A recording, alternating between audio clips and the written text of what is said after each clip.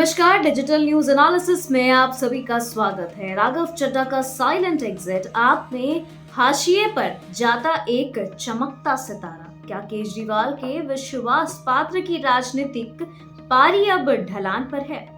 आम आदमी पार्टी ने राज्यसभा में अपने उपनेता पद से राघव चड्ढा को हटाकर एक ऐसे सियासी संदेश को औपचारिक रूप दे दिया जो पिछले कई महीनों से अनकहा चला आ रहा था।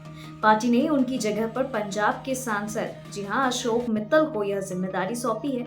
यह फैसला महज एक संगठनात्मक फेरबदल नहीं है, बल्कि आपकी आंतरिक राजनीति में उभर रही गहरी दरारों का भी संकेत है। राघव चड्ढा कुछ साल पहले तक आपके सबसे चमकदार चेहरों में से एक थे। देश के सबसे युवा राज्यसभा सांसदों में शामिल चड्ढा को अरविंद केजरीवाल का करीबी और विश्वास पात्र माना जाता था। पंजाब और दिल्ली दोनों जगहों पर पार्टी के लिए उन्होंने महत्वपूर्ण भूमिकाएं निभाई। संसद में भी वह आपकी आवाज बनकर उभरे, चाहे हवाई किराए का मामला हो या गिग वर्कर्स के अधिकारों की बात।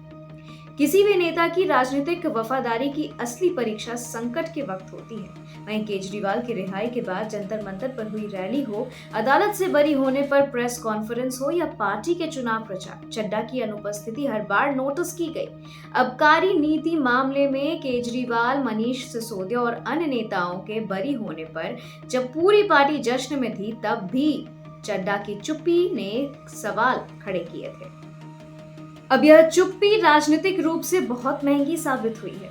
आपको बता दें कि आपने राज्यसभा सचिवालय को पत्र लिखकर न केवल चड्ढा को पद से हटाया है, बल्कि यह भी स्पष्ट किया कि उन्हें पार्टी के कोटे से बोलने का समय भी नहीं दिया जाए। यह किसी नेता को हाशिए पर धकेलने का सबसे साफ राजनीतिक तरीका है।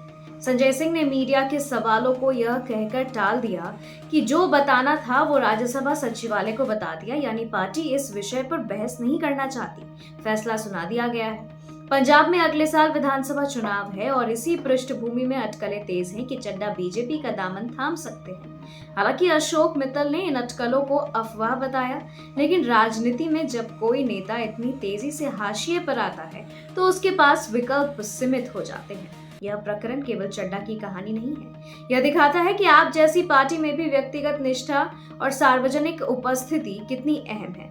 जब नेता संकट में हो, तब साथ खड़े रहना ही असली राजनीतिक परीक्षा होती है। अब देखना यह होगा कि राघव चड्ढा इस राजनीतिक उपेक्षा का जवाब चुप्पी से देते हैं या किसी नई पारी की शुरुआत करते हैं।